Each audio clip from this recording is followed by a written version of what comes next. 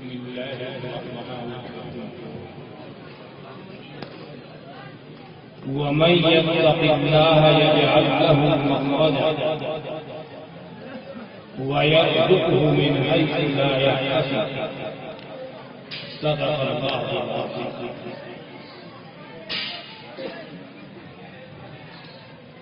محترم بزرگ اور دوست، میری ابھی گاڑی آ رہی ہے، 11 بجے ہے، احمد آباد اسٹیشن مجھے پہنچنا ہے. یہاں سے اسٹیشن کتنی دور ہوگا؟ 12-13 کلو میٹر. اور دلی اور جنت کتنے کلو میٹر ہے؟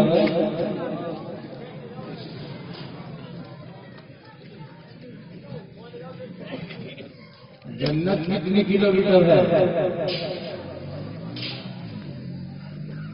ایک بزرگ سے پوچھا گیا کہ جنت کتنی کلو میٹر ہے، تو انہوں نے جواب دیا ایک قدم کے فاصلے پر.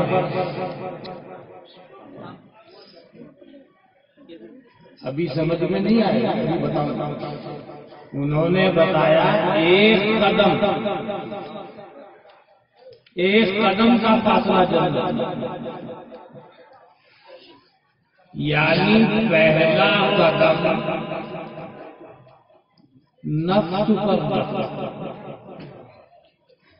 دوسرا قدم جنت. اب تو سمجھ میں آیا ہے.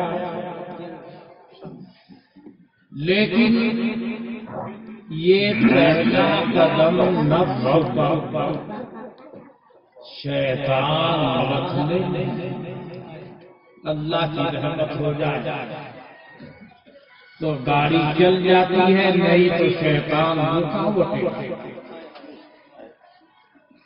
کہیں ناک کا مسئلہ، کہیں انا کا مسئلہ، کہیں اس کا مسئلہ، یہ سب مسائل سامنے آ جاتے ہیں اور نفس پر قدم نہیں رکھتا. اگر رکھا گیا تو اگلا قدم سیدھا جائے. بات سمجھ میں آئی ہوگی بھائی.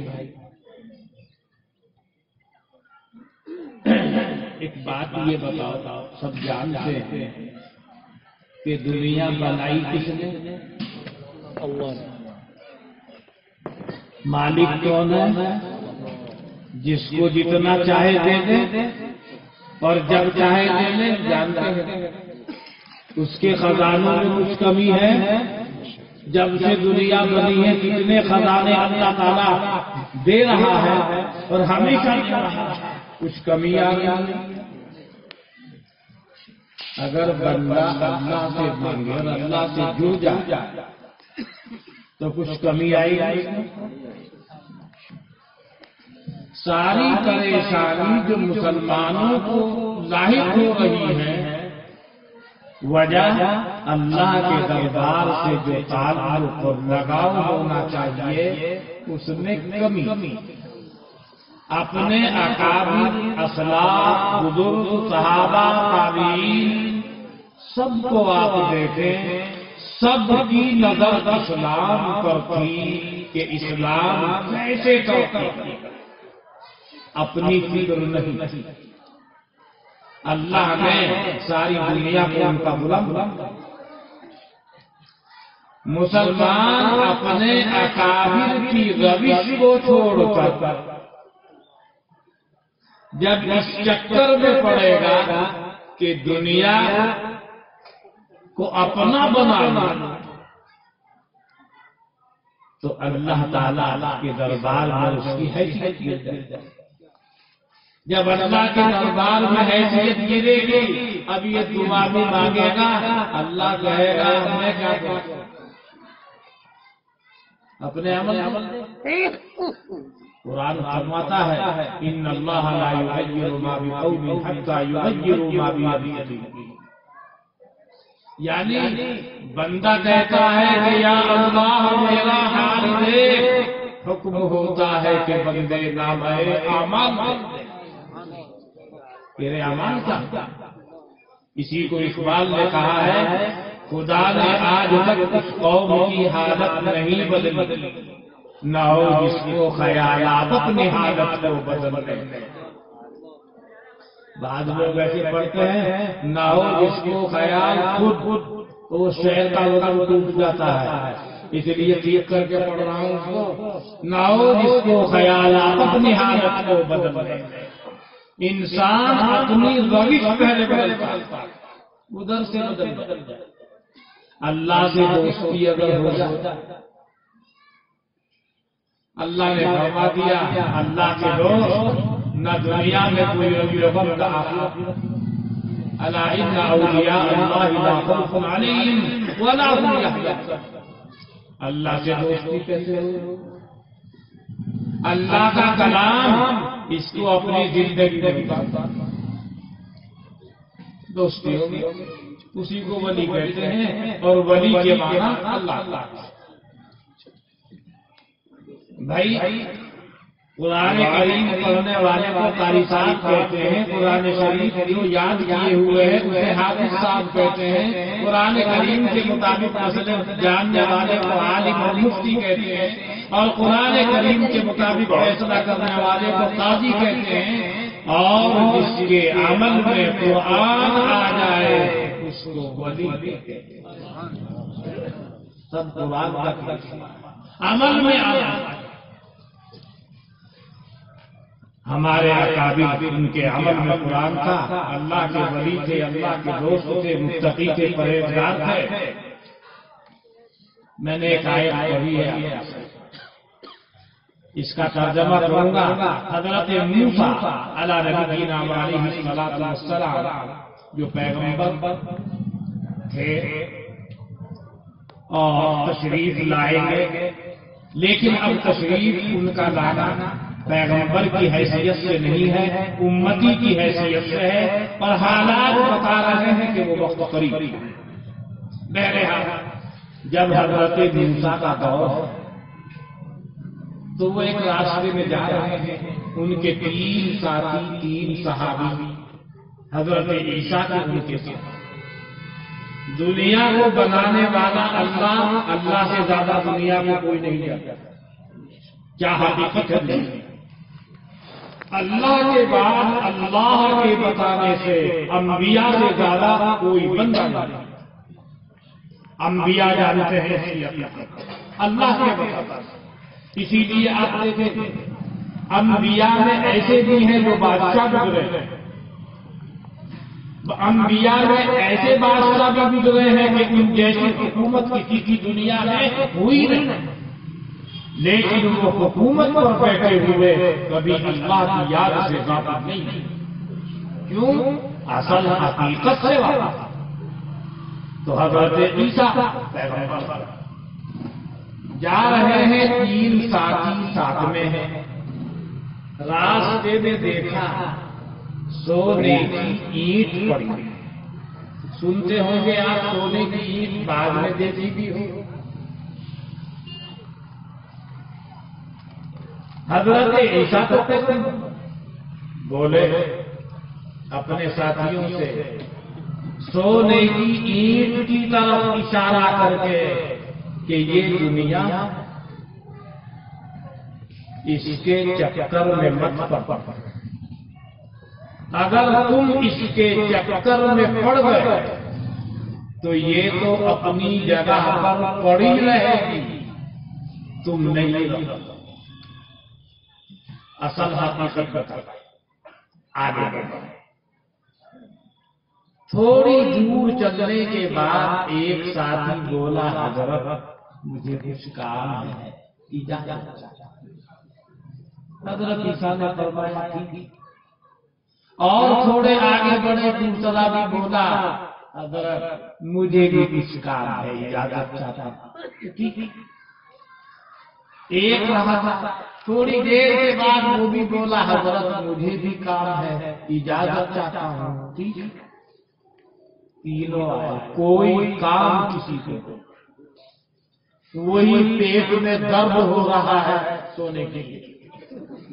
حضرت عیسیٰ جس کی حقیقت ابھی کھول کر گئے، جو پیغمبر کی نہیں مانے گا برباد ہو جائے۔ تینوں پہنچے، وہیں دیکھا اینٹ پر پڑ، اب اسے لے کر چلیں گے، 3 حصوں میں تقسیم کریں گے، اور تینوں اپنے علاقے کے بڑے بڑے شیخ اور امیر ہو جائیں گے۔ اور حضرت عیسیٰ کی بھوک، پھر کہنے لگے بھوک لگی ہے، 2 اس کی حفاظت کریں بیٹھ کر، ایک کو بھیجیں وہ کسی بستی سے کھانا لے کر آئے، پہلے کھانا کھا کر پھر اسے لے کر چلے۔ 2 ماہ بیٹھے رہے، اینٹ کی حفاظت کے لیے، جو اپنی حفاظت نہیں کر سکتا وہ سونے کی اینٹ کی حفاظت کے لیے۔ شیطان اپنے کام میں رہتا ہے، ایک کو بھیج دیا جا کھانا لانے، شیطان آیا ان دونوں کے پاس، کہنے لگا تم سے زیادہ بے وقوف ہے تم اس کی حفاظت کر۔ شیطان ایسی بات کرتا ہے دل میں گھس جاتا، خون کی طرح بدن میں دوڑتا ہے۔ حدیث میں آیا جیسے ڈرائیور گاڑی کا اسٹیئرنگ پکڑ لیتا ہے ایسے سوار ہو جاتا ہے، مگر یہ کہ اللہ کی رحمت، اسی لیے حکم ہوا جگہ جگہ شیطان مربوط سے پناہ چاہو، اللہ کی پناہ کہو اعوذ باللہ من الشیطان الرجیم۔ تو شیطان نے کہا اصل خدمت تو تمہاری، تم یہاں بیٹھے ہو حفاظت کر رہے ہو، وہ تو جا رہا ہے مستی کرنے، تم دونوں کی ہونی چاہیے کہ بھائی وہ کیسے ہو، وہ بھی تو ہمارے ساتھ ہے۔ اس نے کہا اس کا نسخہ میرے، ایک آدمی 2 کے سامنے کیا کرے، جو ہی وہ کھانا لے کر آئے دونوں مل کے اسے دیتا، جھگڑا کرو، اینٹ آدھی ہو جائے گی اور بڑے ٹھیک بن جاؤ۔ شیطان جب پڑھاتا ہے تو سبق پکا یاد کرا دیتا ہے، مگر یہ کہ اللہ ہی ورنہ بالکل پکا یاد کرتا، اس کے پاس بھی پہنچ، ارے تو دھکے کھاتا ہوا پھر وہ وہاں آرام سے بیٹھے، اصل اینٹ کا مستحق ہوا۔ اس نے کہا 2 ساتھی اور ان کا کیا ہوگا کہ اس کا نسخہ میرے کیا نسخہ ہے، اپنا کھانا کھا، ان کے کھانے میں کچھ ملا، اینٹ سے پورے علاقے میں سب سے بڑا ایسا سبق پڑھا دیا، بالکل پکا ہو گیا۔ اپنا کام کر کے کھانے میں کچھ ملا کے چلا، انہوں نے اپنے سبق کے مطابق اپنا کام کر دیا، یہ جو ہی پہنچا دونوں نے مل کے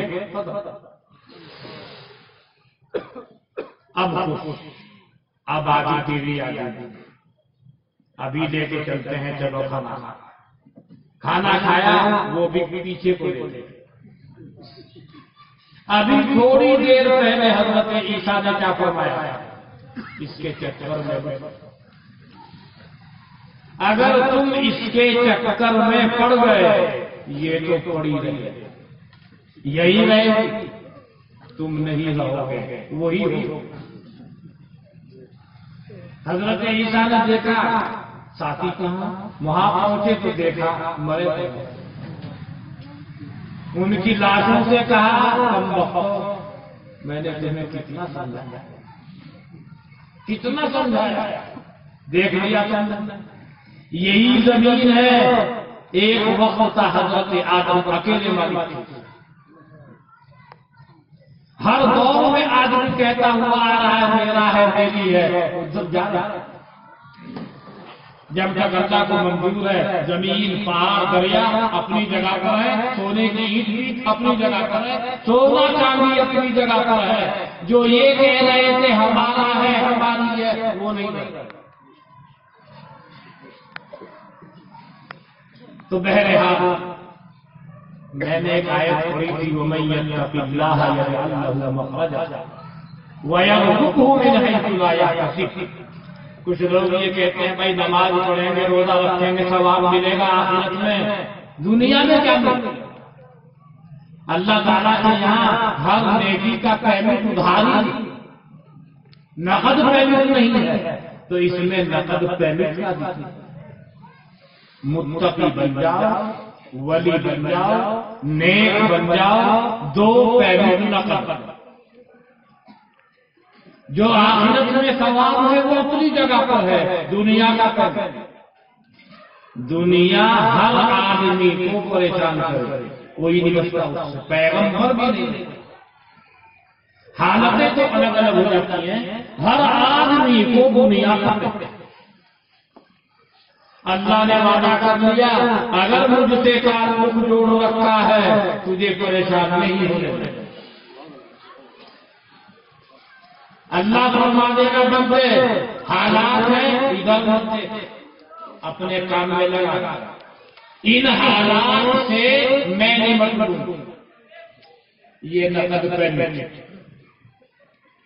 کسی اللہ والے کے سامنے پریشانی آئے گی، آپ دیکھ لیں گے اللہ نکال دے گا، اس کی توجہ پھر دے گا، بلکہ یہ فرما دے گا ادھر مت دیکھ، میں دیکھوں گا، تو اپنا کام کر، اپنی عبادت کر، میرا ذکر کر، میرے قرآن کریم کی تلاوت کر، اس پر عمل کر، تیری پریشانیوں سے ہم نمٹ لیں۔ اور اللہ جب نمٹے گا تو بہترین یہ نقد پیمنٹ۔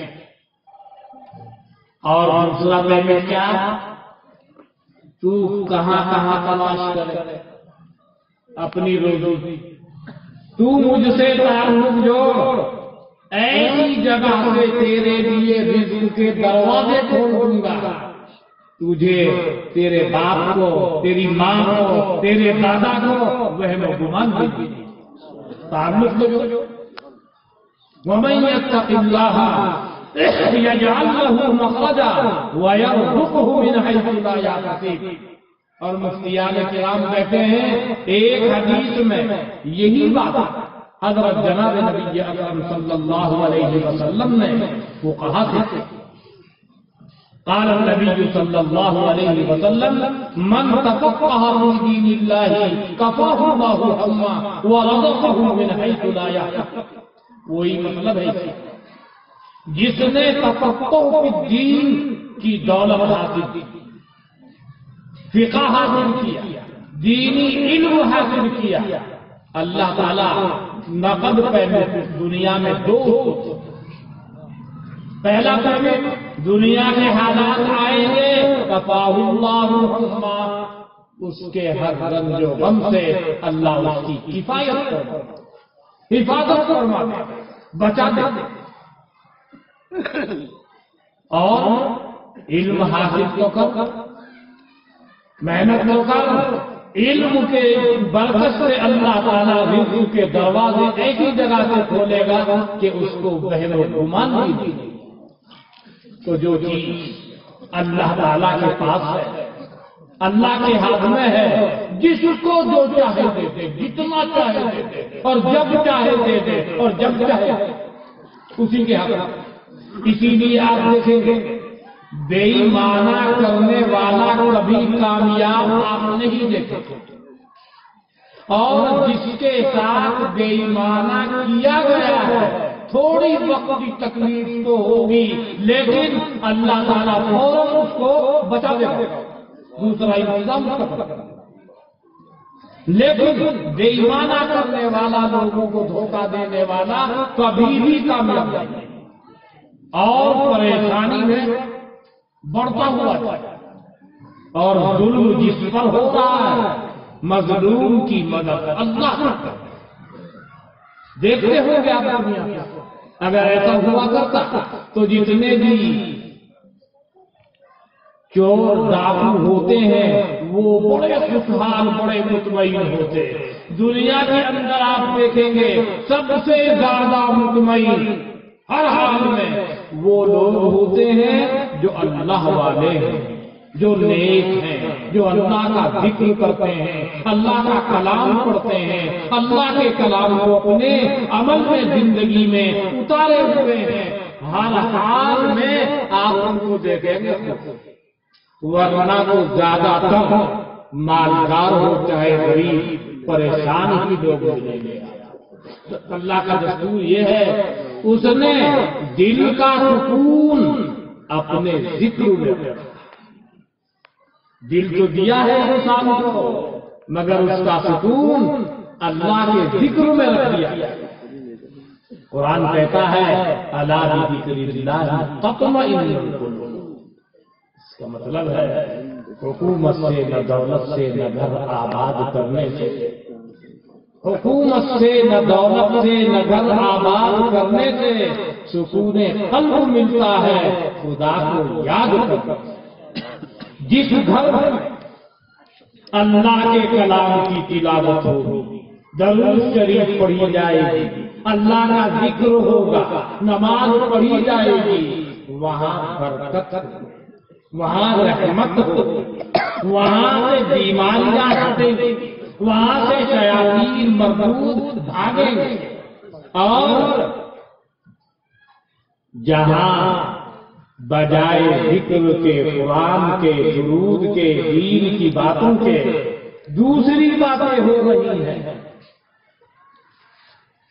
شیطان کی باتیں ہو رہی ہیں، وہاں بیماریاں، نحوستیں آئیں، شیطانی اثرات آئیں، بے برکتی آئے گی، بیماریاں آئیں گی، اور ایسی بیماریاں آئیں گی گھر والے پریشان ہو جائیں گے۔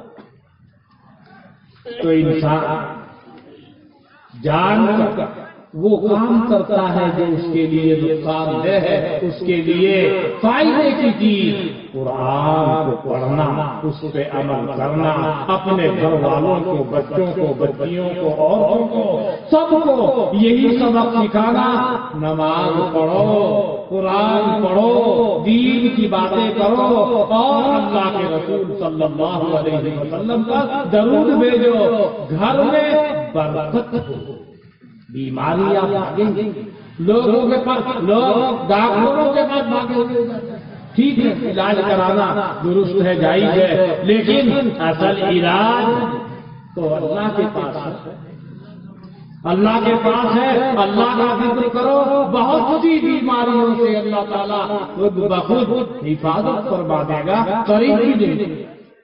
تو دل کا سکون اللہ کے ذکر میں ہے، اور قرآن کریم کی تلاوت میں ہے، اللہ سے تعلق جوڑنے میں ہے، ہمارے لیے بہت ضروری ہے۔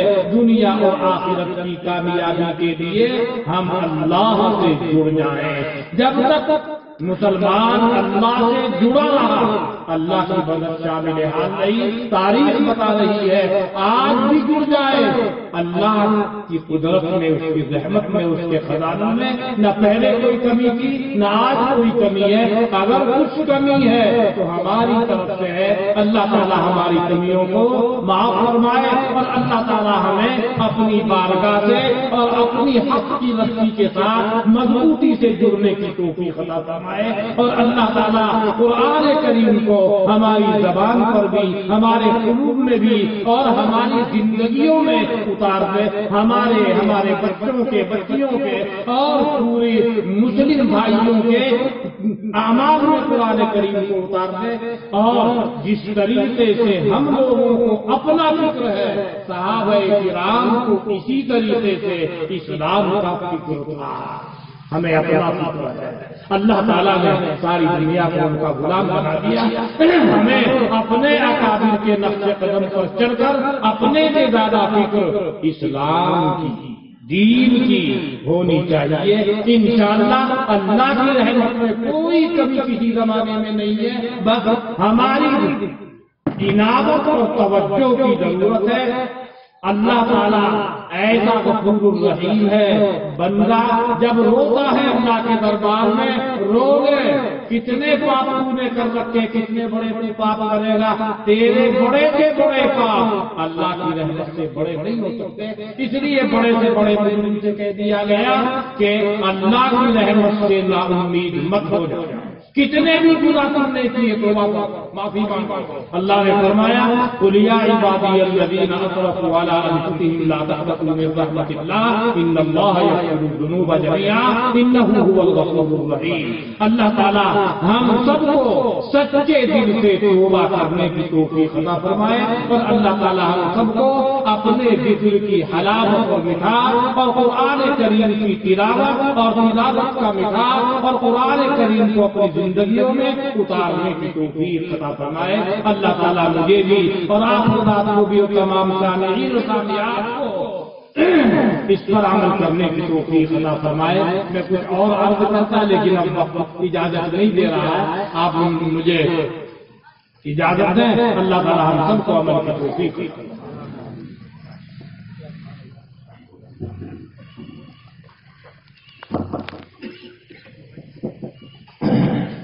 ماشاء اللہ